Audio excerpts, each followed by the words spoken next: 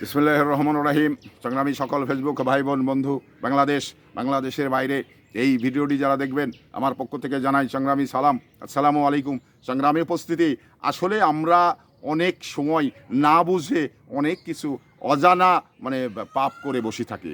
তো এই না জেনে পাপগুলো করা, এটা আমাদের আগামীর জন্যে বড় একটি ক্ষতির কারণ হয়ে যাবে।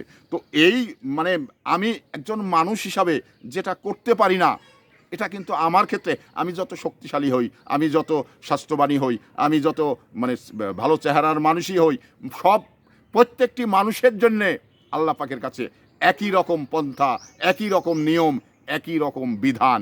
তো সেই বিধান আপনার শরীর স্বাস্থ্য ভালো বলেই আল্লাহ আপনার চেহারা দেখে পাগল হয়ে যাবে।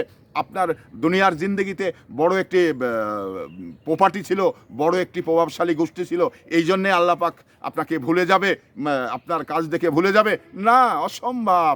আপনাকে আপনার আমলনামা দ্বারাই আখিরাতের জিন্দগিতে ভালো স্থান করে নিতে হবে।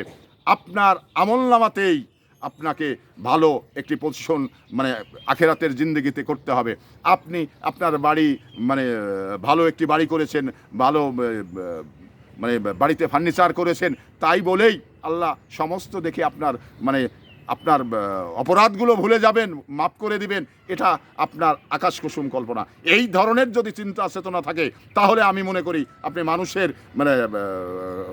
যেটা মানুষের মিনিমাম আল্লাহ পাকের জন্য থাকার কথা, এই জিনিসটা কিন্তু আপনার নেই।